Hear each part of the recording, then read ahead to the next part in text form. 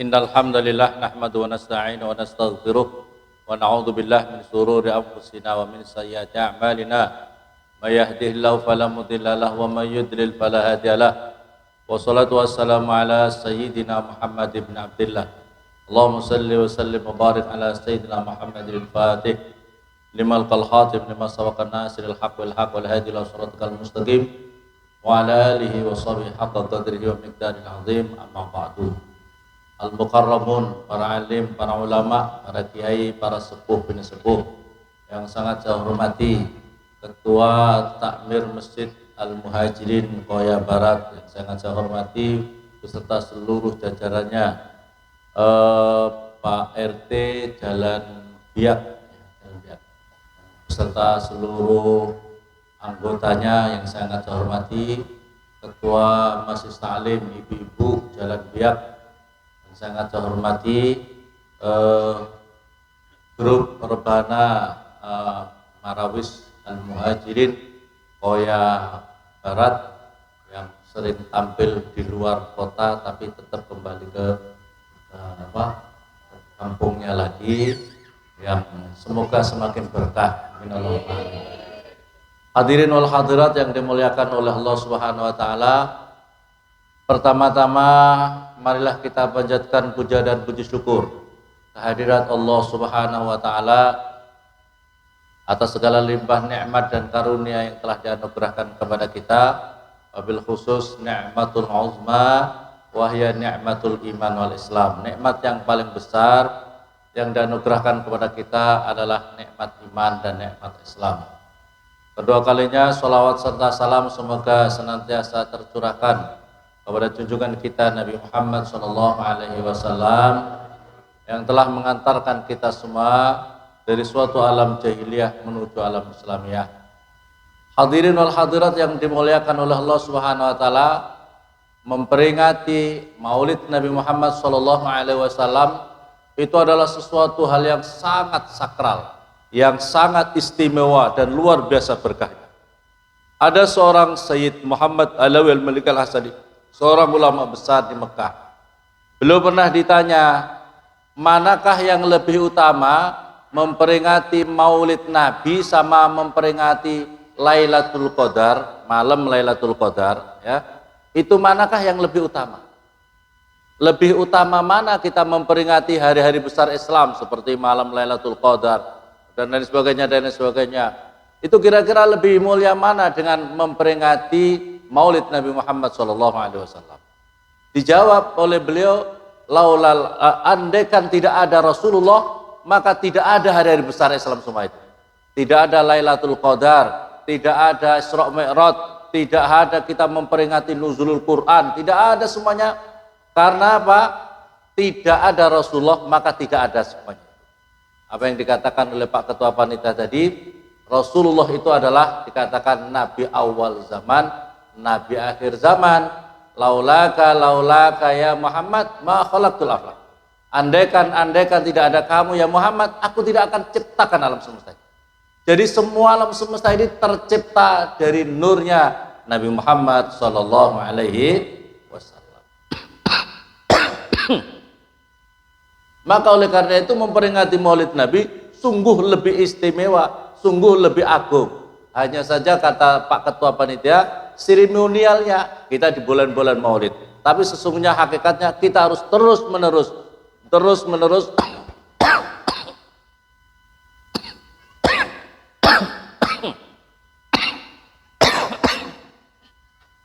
di dalam memperingati Nabi Muhammad, memperingati Maulidnya Nabi Muhammad SAW.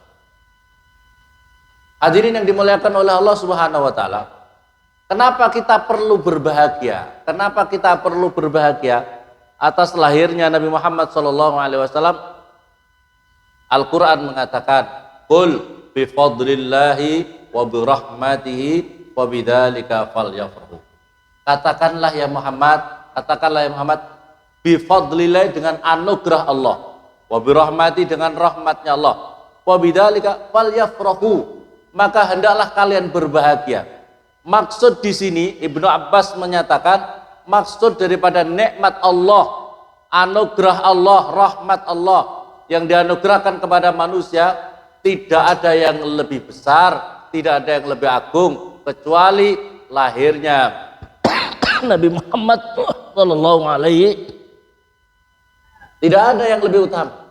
Tidak ada yang lebih utama adalah maulidnya Nabi Muhammad, ya. Anugerah Allah kepada kita ini adalah apa itu? Karena lahirnya Nabi kita Muhammad sallallahu alaihi wasallam. Kalau ada orang yang bertanya, bapak-bapak, ibu-ibu, kenapa kau memperingati maulid Nabi Muhammad sallallahu alaihi wasallam? Ada kan? Wah, itu bid'ah dan sebagainya dan sebagainya. Ada yang mengatakan gitu ya, bapak-bapak, ibu-ibu, itu bid'ah dan sebagainya. Jadi kalau ada orang yang bertanya, kenapa engkau memperingati maulid Nabi Muhammad sallallahu alaihi wasallam, seolah-olah dirinya bertanya, kita harus bertanya balik, kenapa seolah-olah dirinya bertanya, kenapa engkau berbahagia atas lahirnya Nabi Muhammad sallallahu alaihi. Jadi kalau ada orang yang bertanya, kenapa kau bikin maulid, seolah-olah dia bertanya, kenapa engkau berbahagia atas lahirnya Nabi Muhammad sallallahu alaihi. Kita semuanya sekarang ini bikin masjid, bikin musola. Ini berkahnya siapa? Atas lahirnya Nabi Muhammad. Kita semua dapat hidayah karena Nabi Muhammad. Andai kan ada Muhammad, tidak akan ada semuanya itu. Maka oleh karena itu hadirin, kenapa kalau ada orang memperingati maulid Nabi kok mempertanyakan seolah-olah kenapa engkau berbahagia atas lahirnya Nabi Muhammad sallallahu alaihi wasallam. Hadirin wal hadirat yang dimuliakan oleh Allah Subhanahu wa taala. Ada di dalam hadis Nabi, ronna iblis ronnat. Iblis itu pernah marah, jengkel, sampai dikatakan ini muntahnya menjerit, marah, jengkel, muntah gara-gara saking jengkelnya karena suatu keputusan Allah Subhanahu wa taala. Yang pertama adalah iblis marah jengkel ketika iblis dilaknat beserta seluruh keturunannya akan masuk neraka. Iblis marah karena iblis ini pernah menjadi orang yang makhluk Allah yang ahli ibadah, yang alim, yang top luar biasa. Tapi karena sombong, angkuh, tidak mau patuh sama Allah, akhirnya dilaknat oleh Allah Subhanahu wa taala. Maka marah, menjerit, jengkel gara-gara diputuskan menjadi mal'un, makhluk yang dilaknat oleh Allah. Yang kedua, iblis marah jengkel ketika dikeluarkan dari surga. Jadi dikeluarkan dari surga tidak terhormat dan tidak akan bisa masuk ke surga lagi beserta keturunannya dan masuk ke dalam neraka. Ini marah yang kedua. Yang ketiga adalah ketika lahirnya Nabi Muhammad SAW. Nabi-nabi yang lain belum jengkel, iblis masih merasa enjoy. Tapi begitu lahirnya Nabi Muhammad, Nabi akhir zaman yang dia tahu akan membawa keberkahan untuk alam semesta, membawa dampak keberkahan alam semesta, akan membawa umat makhluk ini menuju kepada kebahagiaan dunia akhiratnya, maka iblis sangat marah, menjerit dan marah. Yang keempat adalah ketika diturunkannya surat Al-Fatihah. Jadi bapak-bapak, ibu-ibu, saya mau bertanya, tadi yang paling marah, jengkel, tidak suka, tidak mau atas lahirnya Nabi Muhammad, itu yang tidak suka siapa bapak-bapak, ibu-ibu? Jadi yang tidak suka atas peringatan Nabi Muhammad, atas lahirnya Nabi Muhammad itu siapa bapak-bapak, ibu-ibu? Jadi kalau ada orang sekarang kok tidak suka peringatan maulid Nabi, berarti temannya kompak ya. Bapak-bapak, ibu-ibu yang dimuliakan oleh Allah Subhanahu wa taala. Benar, dalam hadis diterangkan, jadi iblis itu paling tidak suka atas lahirnya Nabi kita Muhammad SAW. Hadirin yang dimuliakan oleh Allah Subhanahu wa taala. Memperingati maulid Nabi, kita memperingati maulid Nabi itu tujuan utama yang diantaranya adalah semakin bagaimana kita mengenal Rasulullah, mengenal junjungan kita Nabi Muhammad sallallahu alaihi. Kata pepatah, tak kenal maka nggih napa mboten bapak-bapak, ibu-ibu? Ibu-ibu, bapak-bapak lebih kenal Kanjeng Nabi nggih? Cinta dumateng Kanjeng Nabi, sayang dumateng Kanjeng Nabi. Kira-kira bapak-bapak, ibu-ibu lebih kenal sejarahnya Kanjeng Nabi atau sejarahnya Inul? Bapak-bapak ibu-ibu, kira-kira bapak-bapak ibu-ibu lebih mengenal Dewi Persik sama Rasulullah, lebih kenal mana? Dewi Persik, ya Allah ya Rabbi. Tak kenal maka oleh karena hadirin yang dimuliakan oleh Allah Subhanahu wa taala, kalau kita ingin menanamkan supaya anak-anak kita, keluarga kita cinta sama Rasulullah, tiada lain dan tiada bukan bagaimana keluarga kita, anak-anak kita itu dikenalkan sejak dini bagaimana Rasulullah, bagaimana sikap-sikap Rasulullah, bagaimana akhlak-akhlaknya Rasulullah sallallahu alaihi wasallam. Ada seorang Syekh An-Nabhani, itu beliau ini hadirin suatu cerita yang luar biasa. Ini Rasulullah ini suatu ketika beliau itu punya anaknya beberapa anak, tapi sering diajak kumpul, diceritakan Rasulullah, bagaimana keadaan Rasulullah, bagaimana visnya Rasulullah, bagaimana sikap perilakunya Rasulullah. Ini anak terngiang-ngiang dan kemudian ada putranya yang laki-laki, anak laki-lakinya itu sakit, dibawa ke dokter, segala macam dokter, tidak ada yang bisa menyembuhkan. Yang tidak ada yang bisa menyembuhkan sebab giginya sembuh. Penyakitnya aneh. Dan kemudian malam hari, karena ini si anak terpatri kecintanya kepada Rasulullah, karena sering diceritakan Rasulullah. Maka oleh karena itu bapak-bapak ibu-ibu, ceritakan kepada anak-anak kita itu dongeng atau bercerita kepada anak-anak kita. Tapi anak-anak kita sekarang ini terlalu banyak dongeng yang dia tangkap dari medsosnya. Dia lebih kenal para pemain video gamenya. Dia lebih kenal para pemain film-film kartunnya. Dia lebih kenal para bintang-bintang filmnya. Dia lebih kenal para pemain-pemain sepak bolanya. Karena yang selalu di genggaman mereka adalah HP. Gini apa betul? Masya Allah. Sehingga anak-anak kita ini jarang untuk dikenalkan sama Rasulullah. Jarang dikenalkan bagaimana Rasulullah, sikapnya Rasulullah, perhatiannya Rasulullah, cintanya Rasulullah kepada kita ini. Hadirin yang dimuliakan oleh Allah, kemudian suatu malam itu tiba-tiba begitu pagi Syekh An-Nabhani itu melihat anaknya yang sakit, yang sudah berbulan-bulan sakit, tidak bisa, dokter sudah angkat tangan, itu tiba-tiba sudah berjalan-jalan, sudah keluar dari kamarnya, sudah main-main. Terus, loh, nak, kamu kok sembuh, nak? Iya, ini tadi malam ada yang datang kepada saya. Jadi anaknya perempuan itu malam hari, anaknya perempuan Syekh An-Nabhani ini rupanya begitu malam didatangi rohaniahnya Rasulullah, tapi mewujud Rasulullah itu wujud, bisa hadir. Begitu hadir, assalamualaikum, waalaikumsalam, apakah Anda Rasulullah? Ya Rasulullah. Ya. Terus kemudian begitu dengan Rasulullah, ini anak kecil masih balita. Begitu kenal sama Rasulullah karena sudah sering diceritakan oleh ayahnya, abahnya, maka ini, ya Rasulullah, mari ke kamar kakak saya sakit ya Rasulullah. Ini Rasulullah dituntun sama anak kecil tadi, dituntun. Begitu kemudian Rasulullah berdoa mengusap kepada anak laki-laki kakaknya di perempuan tadi. Maka seketika itu pula langsung sembuh. Jadi Rasulullah, hadirin yang dimuliakan oleh Allah, bisa hadir, bisa melihat kita. Rasulullah itu tahu keadaan kita, hadirin. Keadaan kita semua, anak-anak kita tahu. Karena apa? Rasulullah di dalam keterangan hadis, bahkan setiap minggu, bahkan 1 minggu 2 kali, bahkan salam-salam kita, kalau kita mengucap salam kepada Rasulullah menjawab setiap salam kita. Rasulullah menjawab salam kita walaupun kita dari Koya, yang tempat yang sangat jauh ini, dari Mekah, Rasulullah bisa menjawab kita. Oh, salamku dari umatku yang ada di Koya, salamku dari mana saja dijawab oleh Rasul. Kalau menjawab sudah tahu, salam dari mana, dijawab oleh Rasulullah SAW. Jadi Rasulullah mengenal kita, tahu kepada kita.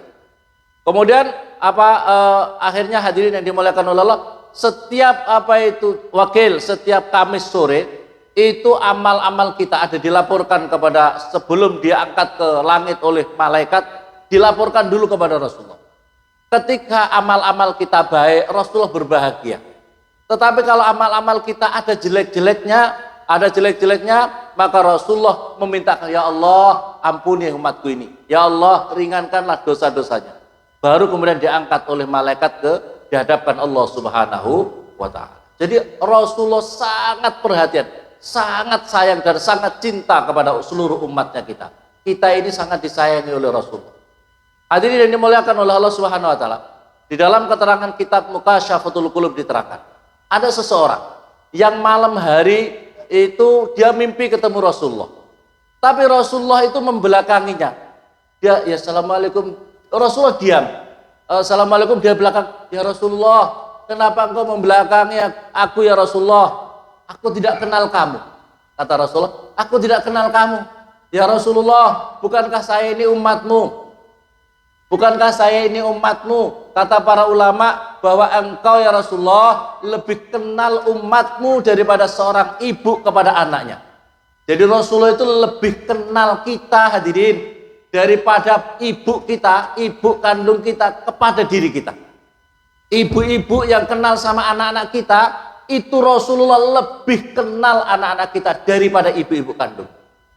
Kata Rasulullah, betul apa yang dikatakan oleh mereka. Tetapi kenapa engkau tidak mau menengok saya ya Rasulullah? Karena aku tidak kenal kepadamu. Aku kenal kepada umatku sejauh mana dirinya bersolawat kepada aku. Sejauh mana dirinya memperbanyak solawat kepada aku. Ini jawabnya Rasulullah. Maka dia terbangun, paginya saya wajibkan diri saya untuk membaca solawat kepada Rasul setiap hari minimal 100 kali.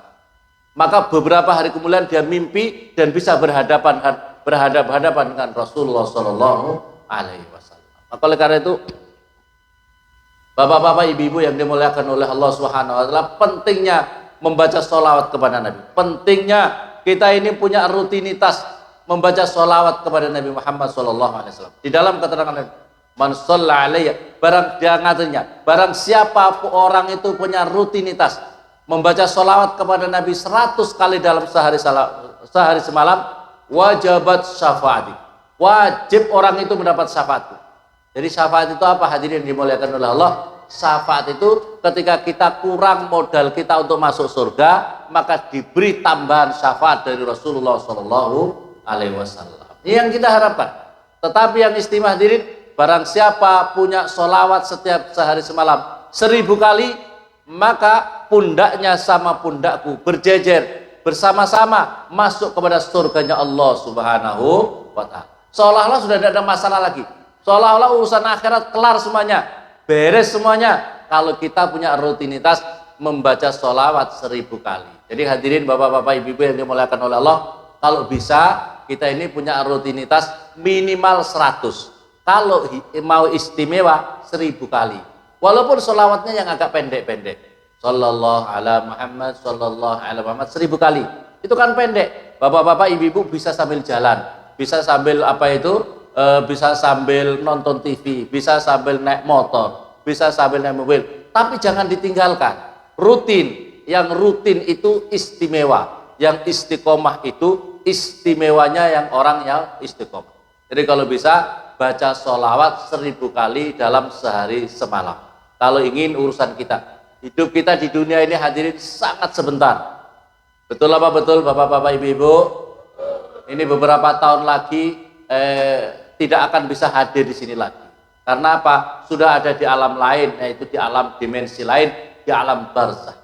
Jadi kita semuanya mungkin beberapa tahun yang akan datang, ya jamaah bisa silih berganti di musola, ya jamaah bisa silih berganti. Yang imam sekarang siapa, jamaah siapa. Tapi beberapa tahun kemudian sudah tidak akan bisa hadir ke sini lagi karena sudah di alam barzah.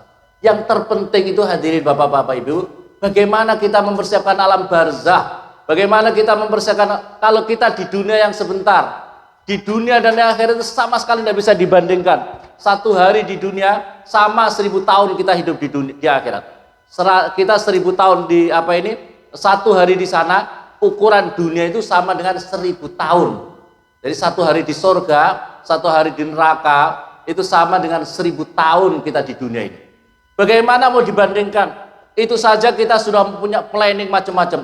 Saya nanti harus punya rumah begini, punya kamar begini, punya kamar mandi begini. Sudah planningnya luar biasa. Kita sudah memplanning kita untuk masa kehidupan kita sudah sedemikian kita teliti. Tetapi kenapa kita tidak pandai memplanning hidup kita yang lebih lama lagi? yaitu di alam barzah, di alam akhirat nanti. Itu yang harus kita pikirkan hadirin. Dan di antara memplanningnya adalah menumbuhkan rasa cinta kita ini kepada Rasulullah SAW dengan memperbanyak membaca sholawat kepada Nabi Muhammad SAW. Bapak-bapak, ibu-ibu yang dimuliakan oleh Allah SWT, ini ada musola, namanya musola Al-Ikhlas. Tahukah bapak-bapak, ibu-ibu, orang yang sangat menyesal dengan datangnya musola ini? Tahu enggak bapak-bapak, ibu-ibu? Orang yang paling menyesal atas dibangunnya musola ini, tahu enggak? Tahu enggak bapak-bapak, ibu-ibu? Yaitu orang yang tidak pernah masuk musola, begitu masuk musola disolati. Na'udzubillah subhanallah. Jadi orang yang paling menyesal itu tidak pernah masuk musola, tidak pernah sholat di musola, begitu masuk musola disolati, bukan wis lah muter sak karepmu sak alam donya sak karepmu wis. Tapi kowe nanti kalian nanti akan disolati di dalam musola, diantarkan ke alam bar. Nauzubillah subhanallah. Begitu masuk musola mati. Bukan apa? Disolat, bukan sholat, tapi itu namanya sangat menyesal. Ayo bapak-bapak ibu, jangan sampai termasuk orang-orang yang menyesal, yang begitu masuk musola bukannya sholat tapi Bapak-bapak ibu-ibu yang dimuliakan oleh Allah Subhanahu wa taala. Jadi ini yang pertama adalah rajin membaca sholat. Syekh Hasan Al-Basri, seorang ulama besar, bapak-bapak ibu-ibu nanti bisa lihat di di medsos, namanya Syekh Hasan Al-Basri. Ini seorang ulama besar, termasuk masih tabiin, dari setelah sahabat tabiin, ya. Ini suatu ketika beliau itu heran. Ada seorang pemuda aneh bin ajaib.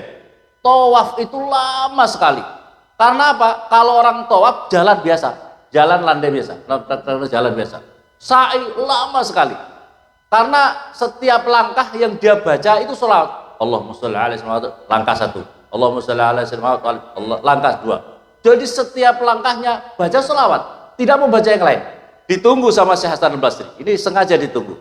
Begitu sudah selesai, wahai pemuda, saya mau tanya, kenapa kamu di dalam tawaf ini yang kau baca kok tidak baca-bacaan doa yang lain? Yang kau baca kok hanya sholawat saja? Kenapa yang kau baca hanya sholawat saja, wahai pemuda? Pemuda ini tanya, ya Syekh, Anda ini siapa? Aku Hasan Al-Basri. Ya Allah Syekh, terima kasih. Saya sudah lama mendengar nama Tuhan, tapi baru sekarang saya ketemu dengan Tuhan. Ya Syekh, saya ini berangkat haji bersama keluarga. Waktu itu naik kuda, ya, naik kuda atau naik onta. Kami ini susah ya Syekh, sangat susah. Di dalam perjalanan saya itu tiba-tiba orang tua saya, bapak saya meninggal dunia. Bapak saya meninggal dunia. Begitu meninggal dunia, susahnya saya lebih lagi susah. Sudah meninggal, saya ditinggalkan bapak saya. Lebih susah daripada susahnya saya karena meninggal. Rupanya bapak saya, wajahnya bapak saya itu berubah seperti himar, ya seperti sapi, ya seperti sapi. Jadi langsung kelihatan monyongnya besar dan persis kayak sapi itu, kayak sapi. Saya susah, berarti ini tanda-tanda bapak saya ini su'ul khotimah. Saya berdoa, ya Allah, mintakan ampun. Saya capek, dalam kecapean saya tiba-tiba saya itu terlelap dalam tidur. Dalam terlelap saya tidur ini, tiba-tiba datang seseorang yang sangat tampan, yang sangat harum, yang sangat bercahaya wajahnya, yang sangat berwibawa. Maka kemudian orang ini mendekati jenazah bapak saya, dan kemudian diusaplah muka bapak saya itu. Dalam mimpi saya itu saya lihat, maka bapak saya langsung berubah seperti sedia kala. Maka kemudian orang ini saya rangkul, ya siapa ini Tuhan? Terima kasih Tuhan, Anda telah menolong bapak saya. Siapa ada di... Ana Muhammad bin Abdullah sahibul Quran. Aku adalah Muhammad, putranya Abdullah yang punya mukjizat Allah. Ya Rasulullah, terima kasih ya Rasulullah. Ya Rasulullah, Anda berkenan hadir untuk bapak saya. Kenapa bapak saya bisa seperti ini ya Rasulullah? Maka jawabnya Rasulullah, bapak kamu ini sudah tua, tapi masih suka makan perkara yang haram dan riba. Yang haram dan riba. Ini bapak kamu. Tetapi untungnya bapak kamu ini punya rutinitas membaca sholawat kepadaku 100 kali dalam sehari semalam. Maka oleh karena itu, kata Rasulullah, orang yang suka makan haram, makan riba, nanti di akhirat, di alam barzah maupun di akhirat nanti, dia akan dibangkitkan dengan mukanya, bentuknya seperti himar atau seperti sapi. Atau seperti sapi itu. Nanti di akhirat kamu tidak akan mengenal orang-orang tua kamu yang suka makan haram dan riba, kamu tidak akan kenal karena dia sudah berubah seperti sapi. Ya, sudah berubah seperti sapi. Naudzubillah, subhanallah. Cuma dia, kata Rasulullah, bapak kamu ini punya rutinitas membaca salawat kepadaku 100 kali. Maka oleh karena itu aku datang untuk memberi syafaat kepada bapak. Jadi syafaatnya Rasulullah tidak hanya di akhirat. Syafaatnya Rasulullah bisa kita dapatkan ketika kita masih hidup kalau kita ahli baca salawat. Syafaatnya bisa kita dapatkan ketika kita sakaratil maut. Syafaatnya Rasulullah bisa kita dapat ketika di alam barzah, apalagi nanti di akhirat nanti. Inilah harapan yang paling kita harapkan, syafaat Rasulullah. Kalau kita ini terlalu mengandalkan sholat-sholat kita, amalan-amalan kita ini banyak bercampur dengan perkara-perkara yang lain. Sholat-sholat kita tidak khusyuk, ya, sholat-sholat kita masih banyak yang tidak khusyuk. Kalau kita Allahu Akbar baca doa, hujan, masih orang sini kira-kira pikiran, aduh jemuranku. Ada yang ingat begitu apa enggak? Ya, Allahu Akbar, masih mikir, ya Allah nanti habis ini begini, habis ini begini. Ada yang mikir-mikir ketika masih sholat apa tidak? Itu berarti tidak khusyuk. Ya, sholat kita tidak khusyuk. Apalagi kalau kita sholat, apalagi kalau kita ibadah, pernah makan haram satu lukmah, satu suapan perkara haram, subhat yang kita makan, maka itu akibatnya 40 hari amalan kita tidak diterima, ibadah-ibadah kita oleh Allah Subhanahu wa ta'ala. Bagaimana kita mengharapkan ini? Maka oleh karena yang kita harapkan sekarang ini, cinta sama Rasulullah, baca sholawat kepada Nabi Muhammad Sallallahu Alaihi Wasallam. Ini yang sangat kita harapkan, hadirin yang dimuliakan oleh Allah Subhanahu wa ta'ala.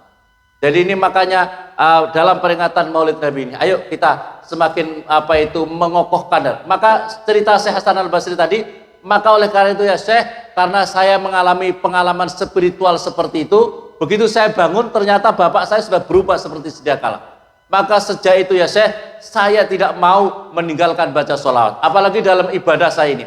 Saya mau berjalan dalam ibadah saya ini, setiap langkah saya tidak mau melangkah dalam tawaf ini kecuali saya bersolawat kepada Nabi. Setiap langkah bersolawat, setiap langkah membaca solawat kepada Nabi Muhammad Sallallahu Alaihi Wasallam. Ini apa artinya?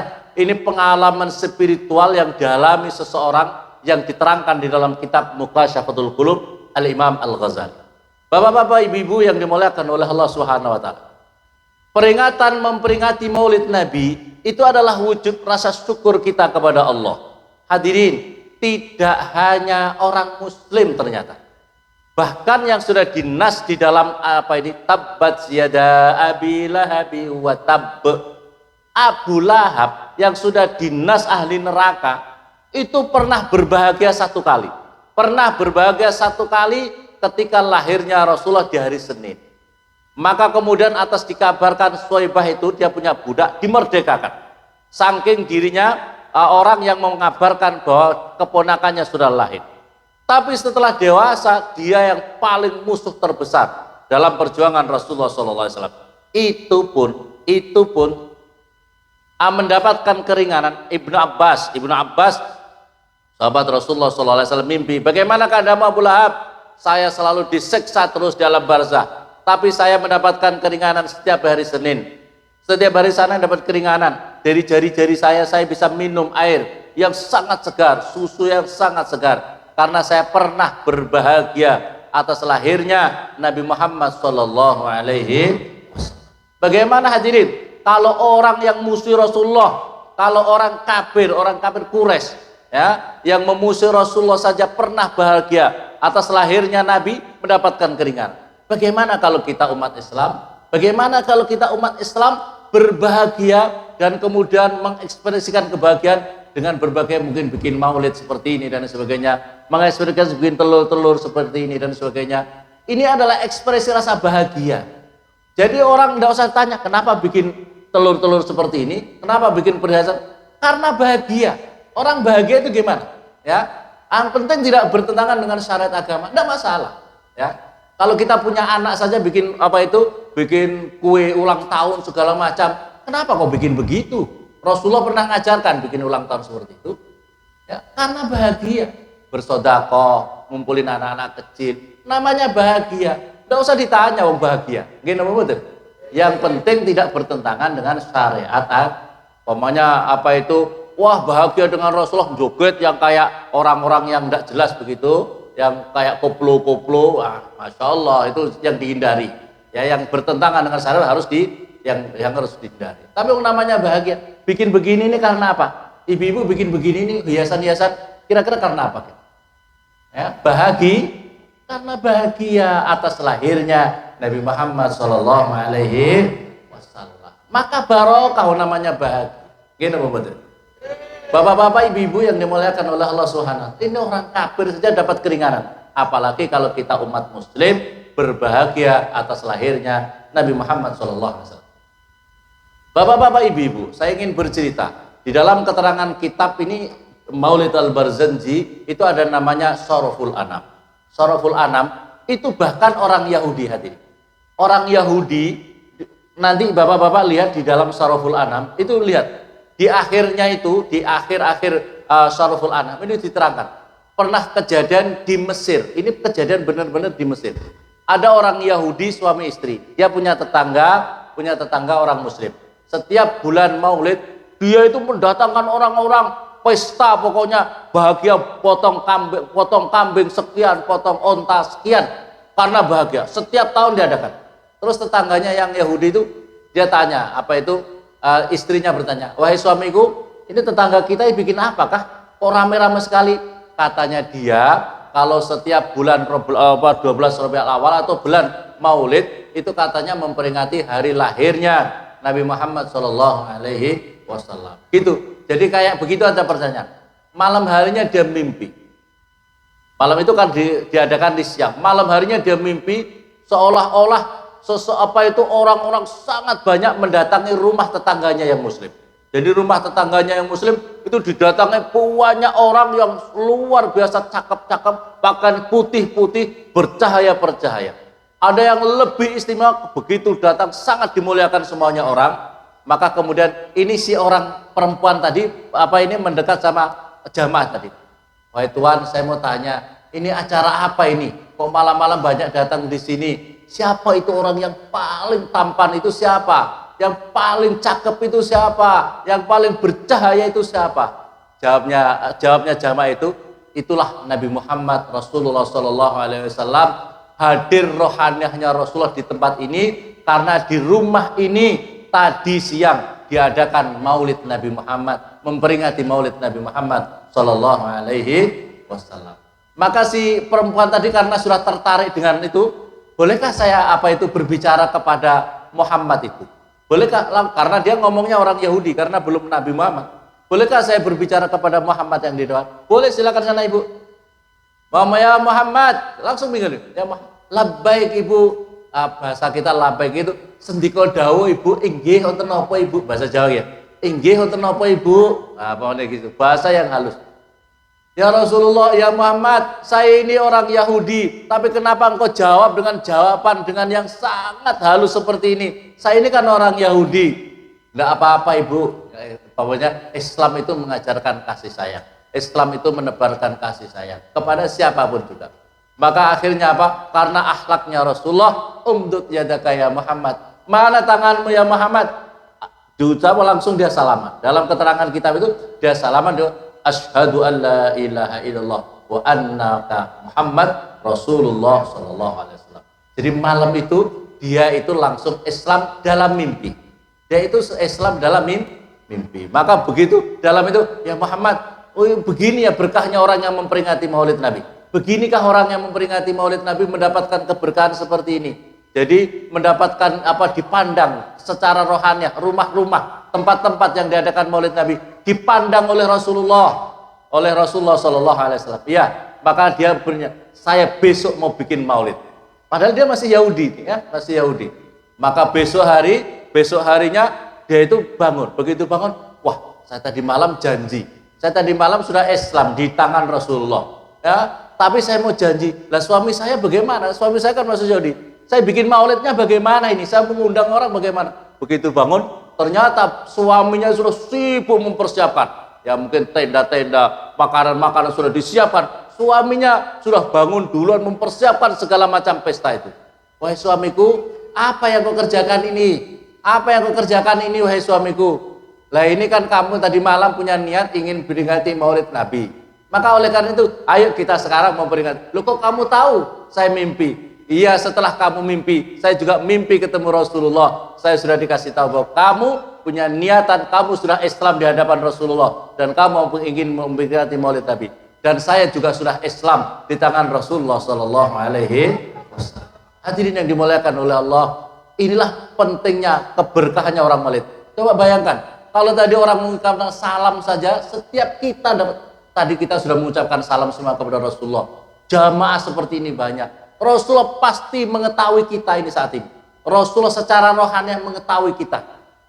Mengetahui kita dimensi rohani hanya Rasulullah Sallallahu Alaihi Wasallam. Maka oleh karena itu hadirin yang orang-orang yang memperingati Maulid Nabi itu dalam keterangan, saya punya kitab An-Ni'matul Kubra Alam. Ni'matul Kubra Alam, barang siapa? Qala Abu Bakar As-Siddiq. Abu Bakar Siddiq, man anfaqa dirhaman. Kata Abu Bakar Siddiq, barang siapa mendermakan uang 1 dirham atau bahasa kita 1 rupiah untuk di situ untuk memperingati Maulid Nabi, dibacakan Maulid Nabi Muhammad SAW, maka kana rafiqi fil jannah. Kata Abu Bakar Siddiq, maka orang itu akan bersama saya masuk ke dalam surga.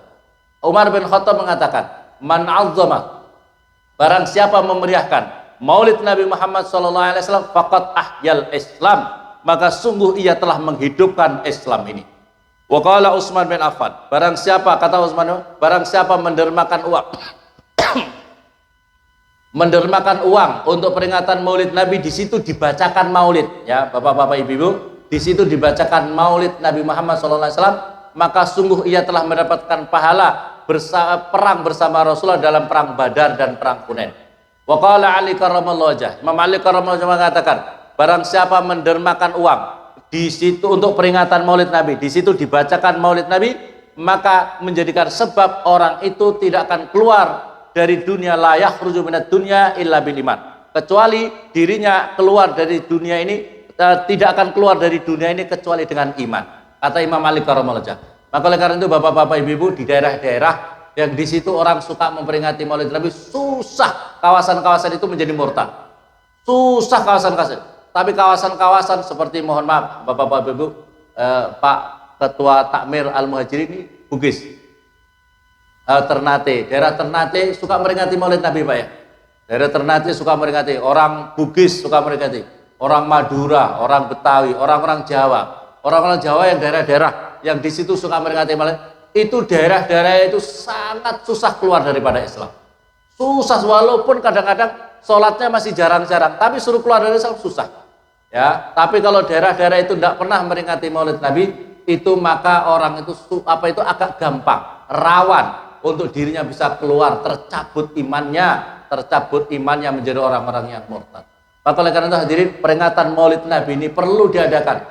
Bahkan hadirin, di dalam keterangan An-Ni'matul Kubra Alam, barang siapa di dalam pembacaan di dalam peringatan Maulid Nabi itu, kalau orang mengadakan di suatu tempat, maka tempat itu akan diberikan aman dalam 1 tahun ke depan, dari kebanjiran, dari kebakaran, dari apa, dan kemudian rumah-rumah itu akan dinaungi oleh malaikat selama 1 tahun. Yang penting rumah-rumah itu tidak untuk maksiat, ya, tidak untuk maksiat. Malaikat akan menaungi tempat-tempat itu kalau rumah-rumah itu masih dijaga kebersihannya, kesuciannya, untuk tidak melakukan maksiat di jalan Allah Subhanahu wa taala. Maka dan barang siapa yang makan minum dari makanan minuman di situ untuk peringatan Maulid Nabi, maka muncul berkah. Maka Bapak-bapak Ibu, ada air-air seperti ini untuk peringatan Maulid Nabi. Ini yang menyiapkan karena cinta kepada Nabi. Orang yang bersedekah karena cinta kepada Nabi. Ini barokah.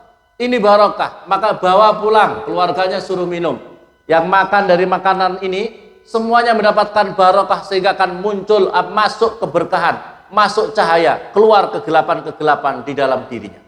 Dan kalau biasanya Bapak-bapak Ibu ada uang-uang, biasanya uang-uang tidak usah banyak-banyak, 1.000 ya, 1.000 apa 2.000 pasang di sini. Nah, itu supaya nanti dibawa. Siapa yang membawa uang itu, Kalau banyak-banyak nanti takutnya, waduh, habis mau beli rokok ini. Wah, nanti sedikit-sedikit saja. Jadikan jimat. Jadikan jimat, taruh di dompet, maka dompetnya itu menjadi barokah. Uang-uang yang akan masuk ke dompet itu menjadi barokah. Atau kalau bapak-bapak ibu punya brankas, taruh di brankas. Jangan dibelanjakan dalam 1 tahun. Karena itu muncul berkah. Bapak-bapak ibu itu penting kita punya rezeki berkah. Nggih napa mboten? Rezeki yang barokah itu menyebabkan diri kita, keluarga kita, anak-anak kita semakin bisa mendekatkan diri kepada Allah, semakin diri kita kuat hidayah iman Islam kita, hidayah kita di dalam diri kita. Itu namanya barokah. Tapi uang yang tidak barokah itu, kita punya uang banyak, mungkin uangnya banyak, tapi anak-anak kita jauh daripada agama, suruh sholat males, suruh ibadah males, maksiatnya rajin. Ya, maksiatnya rajin, pacarannya rajin, SMS-an bukan sama ustadz, SMS-an pada lawan jenis. SMS itu saluran menuju selingkuh. Naudzubillah summa naudzuh. Maka oleh karena itu supaya barokah, maka nanti tahun yang akan datang bikin. Kalau biasanya pakai uang logam juga boleh. Uang logam taruh di nampan banyak, nanti dibacakan mahalul qiyam supaya ini mendapatkan barokah. Bapak-bapak, ibu-ibu yang dimuliakan oleh Allah. Ini maka oleh karena itu keberkahan maulid itu luar biasa. Tapi hadirin, ya ada seorang A'rabi. Ada seorang A'rabi bertanya, "Ya Rasulullah, mata sa'ah?" Ya Rasulullah, kapan datangnya kiamat ya Rasulullah? Jawabnya Rasulullah itu tidak menjawab langsung. Madza a'tattalah? Wahai A'rabi, wahai saudaraku, apa yang kau siapkan menghadapi kiamat? Kiamat itu sangat menakutkan. Huru hara yang sangat menakutkan. Amal apa yang sudah kau persiapkan? Jawabnya orang Arabi tadi itu pintar cerdas. Ya Rasulullah, tidak ada ya Rasulullah, sholatku tidak tahu diterima apa tidak, amal-amalku tidak tahu diterima. Tapi saya ya Rasulullah, di hati saya ini aku tumbuhkan rasa cinta kepada Allah dan cinta kepadamu ya Rasulullah. Jawabnya Rasulullah, anta ma'aman ahbabta. Kamu beserta orang yang engkau cintai. Maka oleh karena itu hadirin, peringatan Maulid Nabi ini, mari kita jadikan Rasulullah itu betul-betul menjadi idola kita. Betul? Rasulullah betul-betul yang paling kita cintai, menjadi uswah suri toladan dalam kehidupan kita. Amin Allahumma. Ini yang paling utama. Jadi peringatan Maulid Nabi ini adalah bagaimana man ahabbani kana ma'i fil. Barang siapa mencintaiku, kata Rasulullah, maka orang itu akan bersama saya masuk ke dalam surga. Dalam keterangan kitab Ihya Ulumuddin diterangkan kita, man idda'a hubbal jannah walam ya'mal at-ta'ah fahuwa kazzabun. Kata Imam Ghazali, barang siapa mengaku dirinya menghendaki, mencintai, ingin masuk surga, tapi dirinya tidak beramal kamal kebaikan taat kepada Allah, maka orang itu pembohong. Onten teng ngriki sing pembohong, onten teng ngriki sing kepengin masuk surga. Ada yang ingin masuk surga napa mboten? Ada. Tapi adakah yang apa itu kemudian tidak beramal apa kebaikan, amal taat? Kalau tidak amal taat, kadzab, pembohong. Wa man idda'a hubban nabi. Nah, di dalam keterangan kitab itu, barang siapa mengaku cinta kepada Nabi Muhammad tetapi walam yuhib al ulama wal fuqara, tapi dirinya tidak mau belajar sama ulama, dirinya tidak peduli sama orang fakir miskin, fahuwa kadzabun. Orang itu adalah pembohong. Bapak-bapak, ibu-ibu, ini syaratnya. Syaratnya cinta sama Rasulullah, kita harus cinta sama ulama. Al-ulama warasatul anbiya. Ngaku cinta sama Nabi, anaknya nggak ada yang disuruh ngaji sama ulama. Cinta, ngaku cinta sama Nabi, dirinya nggak pernah belajar sama ulama. Al-ulama sekarang ini yang punya apa ini sambungan mata rantai sanad kepada Rasulullah Shallallahu Alaihi Wasallam. Jadi kalau kita ngaku cinta sama Nabi, kita harus belajar sama ulama. So, Rasulullah sudah wafat. Untuk bisa kita belajar ilmunya Rasulullah, belajar sama Berikutnya lagi, barang siapa mengaku cinta, barang siapa cinta sama Allah, tetapi kok dirinya tidak apa ini sering curhat, sering matur sama Allah, maka fahuwa kadzab. orang itu adalah pembohong. Jadi kalau diri kita ngaku cinta sama Allah tapi tidak pernah sholat malam, tidak pernah bermunajat kepada Allah, tidak pernah sering komunikasi dengan Allah, itu namanya pembohong. Barang siapa mengaku dirinya takut neraka tetapi dirinya kok tidak pernah, dirinya masih terus-menerus melakukan maksiat, fahuwa kadzabun, maka orang itu adalah pembohong.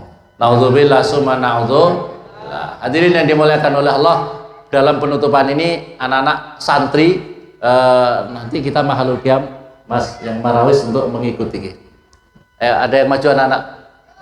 Saya kira demikian, kurang lebihnya saya mohon maaf. Hadanallahu bikum ajma'in. Assalamualaikum warahmatullahi wabarakatuh. Untuk